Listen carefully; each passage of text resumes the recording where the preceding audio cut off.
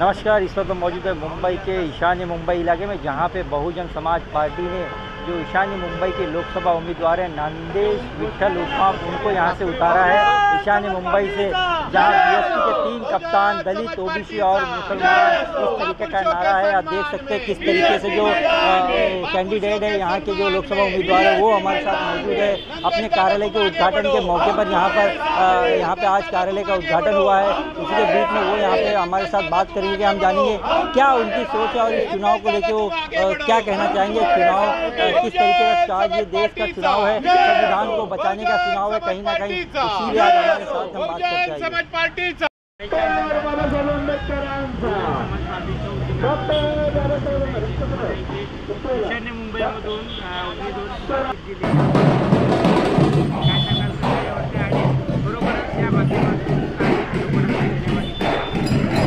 नाही, तुम्ही हा उत्साह बघताय सगळ्या कार्यकर्त्यांचा, सगळ्यांच्या एक तनमनामध्ये एक ऊर्जा आहे, एक शक्ती आहे आणि ती शक्ती आहे डॉक्टर बाबासाहेब आंबेडकरांच्या कार्याची। छत्रपती शिवाजी महाराजांनी जे आम्हाला हे स्वराज्य दिलं, छत्रपती शिवाजी महाराजांचा आशीर्वाद घेऊन, डॉक्टर बाबासाहेब आंबेडकरांचा आशीर्वाद घेऊन, सर्व संतांचा, सर्व महात्म्यांचा आशीर्वाद घेऊन BSPने ही जी माझ्यावर जबाबदारी दिलेली आहे, सर्व पदाधिकारी इथे उपस्थित आहेत। त्याचबरोबर आमचे बहन या पक्षाच्या अध्यक्षा बहन मायावती यांचे मी आभार मानतो की त्यांनी माझ्यावर विश्वास ठेवून पक्षानं मला ही तिकीट दिलेली आणि ईशान्य मुंबईमध्ये जे काही समस्या आहेत, जे काही प्रॉब्लेम्स आहेत, झोपडपट्टीचा प्रॉब्लेम असेल, इथे पुनरुज्जीवित, इथे काय म्हणतो आपण रस्त्यांचा प्रॉब्लेम असेल, बुद्ध विहारांचा प्रॉब्लेम असेल, इथे सर्व मंदिरांचे प्रॉब्लेम असतील, मस्जिदांचे प्रॉब्लेम असतील, सर्व गोरगरिबांचे प्रॉब्लेम असतील जे सोडवले गेले नाहीत। कारण अनेक ठिकाणी मी आता पुढे पुढे बोलणार आहे, कारण काही ठिकाणी मी जाऊन आलो आहे, तर त्या ठिकाणी मला बोलायचं आहे की तिथे अजूनही दयनीय अवस्था आहे। आमचं संविधान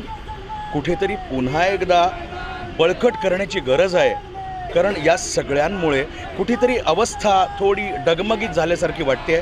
पण आम्ही डळमळीत झालेलो नाही आहोत। आम्ही कार्यकर्ते फार गंभीरपणे आणि सगळे बाबासाहेबांचे अनुयायी आम्ही आहोत आणि एका निळ्या झेंड्याखाली, निळ्या आसमानाखाली आपण सगळे वावरतो। तर सगळ्यांना घेऊन, सगळ्या मंडळींना घेऊन आम्ही पुन्हा एकदा संविधान कसं वाचेल आणि आपलं पुन्हा एकदा आमचा पक्ष कसा मोठा होईल आणि आम्ही कसं निवडून येऊ याच्या मागे आमची आता ताकद लागली समाज पार्टीचा मोठ्या प्रमाणात मुस्लिम आणि बौद्ध समाज आपल्या पाठीचे आहे, त्यांच्या जाण्यासाठी आपण काय विचार, काय मुद्दे घेऊन जाणार आहे? मी म्हणणार नाही फक्त बौद्ध आणि मुस्लिम समाज आमच्या पाठीशी आहे, आमच्या पाठीशी सगळे आहेत।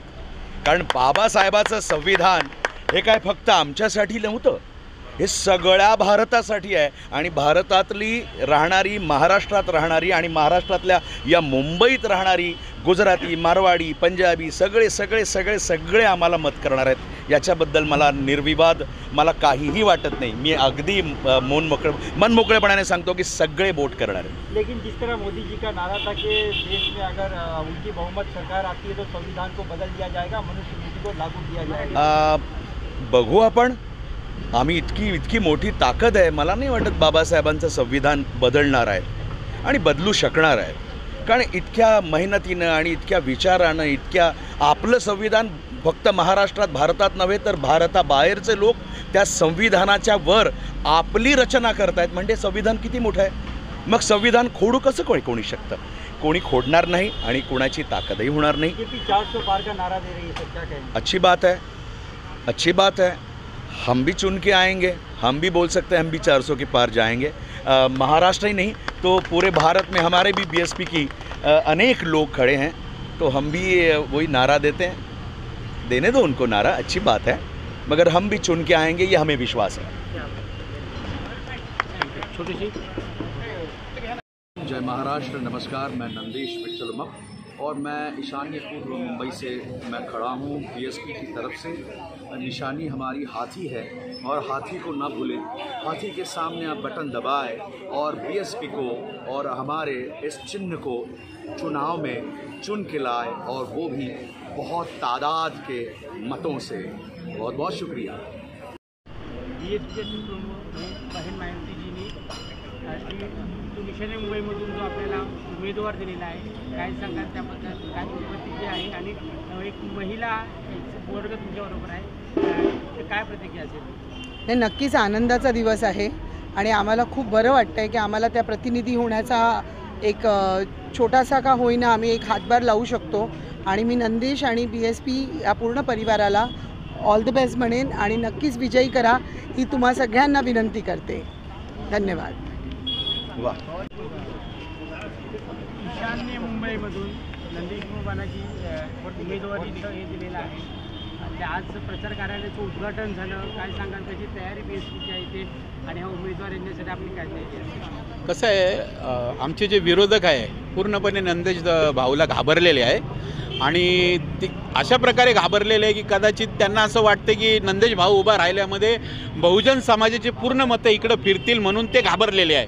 आत्ता सध्याच्या घडीला बहुजन समाज पक्षाच्या वतीने थोडं लेट पास झालं, परंतु मोठ्या प्रमाणात आम्ही या नंदेश भाऊला विजय करण्यात पूर्णपणे आमची पूर्ण एक टीम, ईशान्य मुंबईची टीम, आम्ही पूर्णपणे त्यांना 100% विजय करू अशी आम्हाला आशा आहे. जय भीम. बहुजन समाज पार्टीकडून सर्वांना जय भीम. ही खूप मोठी बाब आहे की आमच्या राष्ट्रीय अध्यक्ष ह्या बहीण मायावती आहे आणि आम्हाला सर्व महिलांना अभिमान आहे की आम्ही त्या पक्षाचं कार्यकर्ता आहोत. मी ईशान्य मुंबई प्रभारी म्हणून कार्यरत आहे आणि आम्ही आता लोकसभेला नंदेश उप म्हणून उमेदवार दिलेला आहे. उमेदवारही खूप चांगला ताकदवर आम्हाला मिळालेला आहे आणि आम्ही तशीच ताकद लावत आहोत. आम्ही वर्षाच्या 12ही महिने आम्ही वाट बघत असतो की इलेक्शन कधी येतं, कारण हीच लढाईची वेळ असते आणि ह्या लढाईच्या वेळेत आमचा प्रत्येक सैनिक म्हणजे लोकसभेपासून ते विधानसभेपासून ते सेक्टर बूथच्या कार्यकर्त्यापासून आम्ही मैदानात उतरलेलो आहोत. आम्ही ह्याप्रमाणे काम करणार आहोत की आमचा उमेदवार हा जिंकूनच आला पाहिजे, हा आम्हाला खूप विश्वास आहे. मी इथेच थांबते. जय भीम, जय बुद्ध, जय भारत. बहुजन समाज पार्टी. आज आपला जो ईशान्य मुंबईचा उमेदवार दिलेला आहे त्याची तयारी प्रक्रियेची सुरुवात झालेली, काय सांगाल त्यावरती, कसं काम असलं? आज आम्ही एवढंच सांगू इच्छितो का आम्ही जो ईशान्य मुंबईचा जो आम्ही उमेदवार दिलेला आहे नंदेश उमप म्हणून, यांच्या प्रचारार्थ आज रमाबाई कॉलनीमधून आम्ही सुरुवात करतो आहे आणि पूर्ण ईशान्य मुंबईमध्ये आम्ही असं वातावरण करतो की ह्या उमेदवाराला चांगल्याप्रमाणे लीड मिळावं अशी आम्ही जिल्ह्याच्या ईशान्य मुंबईचे कार्यकर्ते संपूर्ण टीम ही कामाला लागलेली आहे.